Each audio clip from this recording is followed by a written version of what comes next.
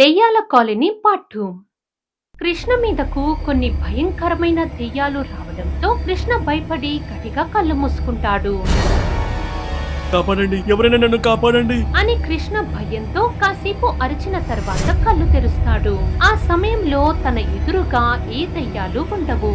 దాంతో కృష్ణ అయోమయంగా చుట్టూ చూస్తాడు. ఆ తర్వాత కంగారు నుండి తేరుకున్న కృష్ణ ఇంటికి చేరుకుంటాడు. అలా ఇంటికొచ్చి సోఫాలో కూర్చున్న కాసేపటికి కుమారి కాఫీ తీసుకుని వచ్చి భర్తకు ఇస్తుంది. ఆ సమయంలో కప్పులోని కాఫీ ఎర్రగా కనబడుతుంది. దాంతో వెంటనే చేతిలో ఉన్న కప్పు వదిలేస్తాడు.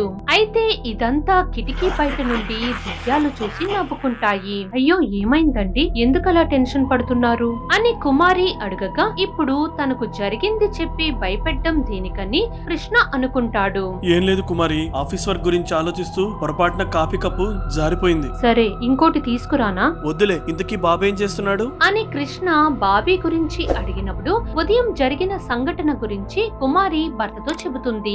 అదంతా విన్న తర్వాత అసలు ఈ కాలనీలో ఏం జరుగుతుందని కృష్ణ ఆలోచనలో పడతాడు. మరోవైపు కాలనీ దయ్యాలన్నీ ఒక దగ్గర చేరుకుని మాట్లాడుకుంటాయి. ఆ కుటుంబం మా సొంతం లేదు, ఈసారి వాళ్ళు మా సొంతం. గతంలో వచ్చిన మనుషులను మీరే కదా తీసుకున్నారు, కాబట్టి ఈసారి మా వంతు. అప్పుడు కేవలం చిన్న పిల్లలు మాత్రమే దొరికారు, కాబట్టి ఈ కుటుంబాన్ని మాకు వదిలే. అలా దెయ్యాలన్నీ 2 గ్రూపులుగా విడిపోయి కృష్ణ కుటుంబం మాకంటే మాకు చెందుతారని కేకలు వేసుకుంటాయి. సరిగ్గా ఆ సమయంలో భూమి దద్దరిల్లునట్టు కంపిస్తుంది. అప్పుడు ఆ దెయ్యాలన్నీ ఒక్కసారిగా సైలెంట్ అయిపోతాయి. ఆ సమయంలో అక్కడకు 2 దెయ్యాలు ప్రత్యక్షమవుతాయి. వాటిని చూడగానే మిగిలిన దయ్యాలు కంగారు పడతాయి. ఎందుకంటే వాటిలో అవే శక్తివంతమైనవి. అప్పుడు ఆ 2 దెయ్యాలు చెరోవైపుకు వెళ్లి నిలబడతాయి. ఈసారి వారి ప్రాణాలు మాకు సొంతం, కాబట్టి మీరు తప్పుకుంటే మంచిది. అదేం కుదరదు, ఈ 3 ప్రాణాలు మాకే దక్కుతాయి. గతంలో ఇక్కడికి వచ్చిన కుటుంబాన్ని మీరే కదా చంపారు, ఇప్పుడు లెక్క ప్రకారం మా వంతు. అయితే వారి మధ్య వాదన ఒక కొలిక్కి రాకపోవడంతో అందులో ఒక దెయ్యం ఇలా మాట్లాడుతుంది. సరే, అయితే ఆ పిల్లాడి ప్రాణాలు మాకిచ్చి మిగిలిన 2 మీరు తీసుకోండి. అప్పుడు ఆ దెయ్యం ఆలోచించి, నువ్వు చెప్పిన దానికి నేను ఒప్పుకుంటున్నా, ఇదంతా సక్రమంగా జరగాలి. అలా ఆ దెయ్యాల మధ్య ఒక ఒప్పందం కుదురుతుంది. ఆ తర్వాత ఒక గుంపు దెయ్యాలు అక్కడ నుండి వెళ్లిపోతాయి. మీరు వాళ్ళతో పిల్లాడి ప్రాణం గురించి ఒప్పందం చేసుకోవడం ఎందుకు సరైన నిర్ణయం కాదనిపిస్తుంది.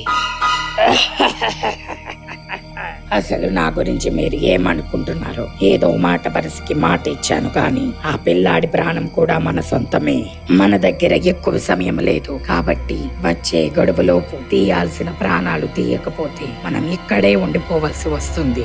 మనం తీసిన ప్రాణాలు సరిపోవు, కాబట్టి వేగంగా పని పూర్తి చేయాలి. ఇలా ఒప్పందాలు చేసుకుంటే మనకి ఎప్పటికీ విడుదల దొరకదు. ఆ విషయం నాకు తెలుసు. అందుకే ముందుగా మనమే ఆ 3 ప్రాణాలు తీసి వారి ఆత్మలను మన సొంతం చేసుకుందాం.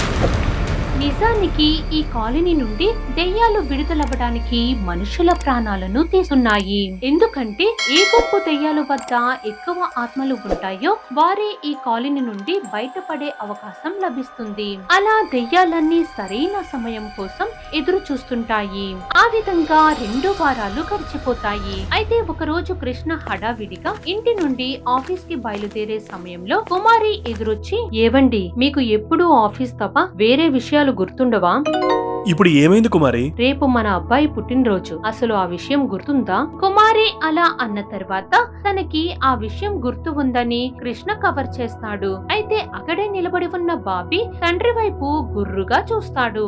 అది గమనించిన కృష్ణ తన కొడుకుని దగ్గరకు తీసుకుని, రే బాబీ, నాకు నీ పుట్టినరోజు గుర్తుందిరా. ఈ రోజు ఈవినింగ్ నీ కోసం వచ్చేటప్పుడు కేక్ అలానే కొత్త బట్టలు తెస్తాను. మనం 12 కి కేక్ కటింగ్ చేద్దాం, సరేనా? సరేనా అన్న, నాకు మాత్రం వెనీలా ఫ్లేవర్ కావాలి. ఓకే డన్ రా, టైం అవుతుంది అవుతోంది, ఇక నేను ఆఫీస్కి వెళ్తాను. అని కృష్ణ కొడుకుతో మాట్లాడి ఇంటి నుండి బయలుదేరుతాడు. ఆ తర్వాత కుమారి బర్త్డే పార్టీకి కాలనీ వాళ్ళని పిలుద్దామని వెళ్తుంది.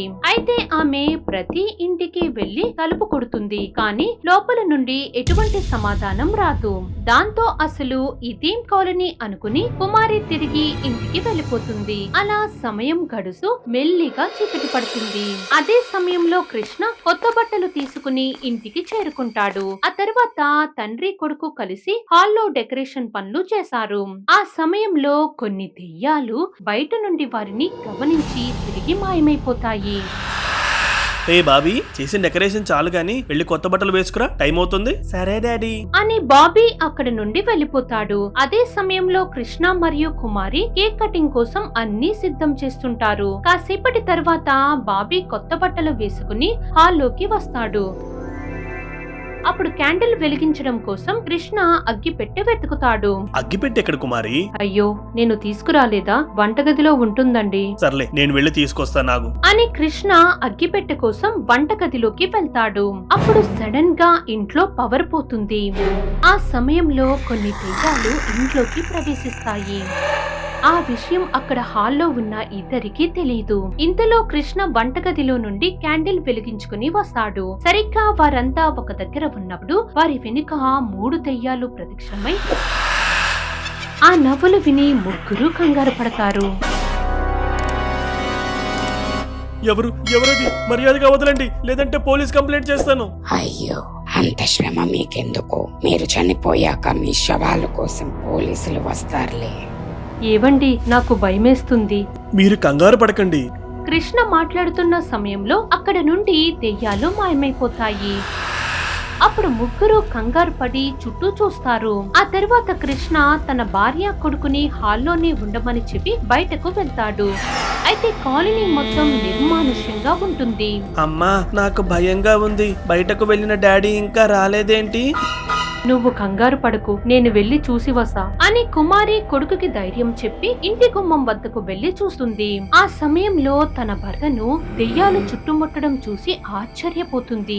అప్పుడు వెంటనే కంగారుగా హాల్లోకి వచ్చి, బాబీ, నువ్వు వెంటనే వెనుక డోర్ నుండి వెళ్లిపో. అదేంటి, నేను మీతో పాటే ఉంటాను. నా మాట విను బాబీ, ముందు నువ్వు ఇక్కడి నుండి దూరంగా వెళ్లిపో, నేను నాన్నని తీసుకుని వస్తాను అని కుమారి కొడుక్కి సర్ది చెప్పి దెయ్యాల కంట పడకుండా అక్కడ నుండి పంపేస్తుంది. ఆ తర్వాత కుమారి తన భర్త ఉన్న చోటు వద్దకు పరిగెత్తుకుని వెళ్తుంది. ఒక్కదానివే వచ్చావేంటి? నీ పిల్లాడు ఎక్కడా? దయచేసి ఆయన్ని వదిలేయండి. అసలు మీకు ఏం కావాలి? ముందైతే వీళ్ళ ప్రాణాలు తీసుకొని ఆ తర్వాత పిల్లాడి సంగతి చూద్దాం. దయచేసి మమ్మల్ని చంపొద్దు, అసలు మేమేం తప్పు చేశాం? మీరు ఈ కాలనీకి రావడమే తప్పురా అని ఆ దెయ్యం ఆ ఇద్దరి ప్రాణాలను తీసేస్తుంది. ఆ తర్వాత ఇద్దరి ఆత్మలను తనలో కలిపేసుకుంటుంది. మరోవైపు కొన్ని దెయ్యాలు పిల్లాడి కోసం కాలనీ మొత్తం వెతుకుతాయి, కానీ ఆ పిల్లాడి జాడ అవి కనిపెట్టలేకపోతాయి. అయితే బాబీ కాలనీ నుండి తప్పించుకుని చాలా దూరం పారిపోతాడు. అలా పరిగెత్తిన బాబీ అలసిపోవడంతో దగ్గరలోని ఒక చెట్టు వద్దకు వెళ్లి తన తల్లిదండ్రుల కోసం తలంచుకుని ఏడుస్తాడు. సరిగ్గా మధ్యరాత్రి వేళలో అటుగా ఒక మాంత్రికురాలు నడుస్తూ వెళ్తుంది. అప్పుడు చెట్టు దగ్గర ఏడుస్తున్న బాబీని చూసి దగ్గరకు వస్తుంది. ఆ తర్వాత మాంత్రికురాలు పిల్లాడి తల మీద చెయ్యి పెట్టగానే కాలనీలో జరిగింది మొత్తం తెలుస్తుంది. నువ్వు ఎవరో నాకు తెలీదు, కానీ మీ అమ్మా నాన్నలను అక్కడుండే దెయ్యాలు చంపేశాయి అని మాంత్రికురాలు జరిగింది మొత్తం బాబీకి వివరిస్తుంది. నువ్వు ఏడవడం వల్ల మీ వాళ్ళు తిరిగి రారు, కానీ నేను చెప్పినట్టు వింటే ఆ దెయ్యాల మీద నువ్వు పగ తీర్చుకునే అవకాశం కల్పిస్తా. ఇప్పుడు నేనేం చెయ్యాలి? నాతో పాటు రా, నిన్ను ఒక గొప్ప మాంత్రికుడిని చేసి మళ్ళీ ఈ చోటుకి పంపుతా. అప్పుడు నీ చేతులతో ఆ దెయ్యాలను అంతం చేసి నీ వాళ్ళ ఆత్మకు శాంతి కలిగేలా చెయ్యొచ్చు. ఇప్పుడు ఎటువంటి ఆసరా లేకపోవడంతో మాంత్రికురాలు చెప్పిన దానికి బాబీ ఒప్పుకుంటాడు. ఆ తర్వాత మాంత్రికురాలు బాబీని తీసుకుని అడవి దారి గుండా పయనమవుతారు. మరిప్పుడు బాబీ జీవితం ఏ విధంగా మారుతుందో చూడాలి.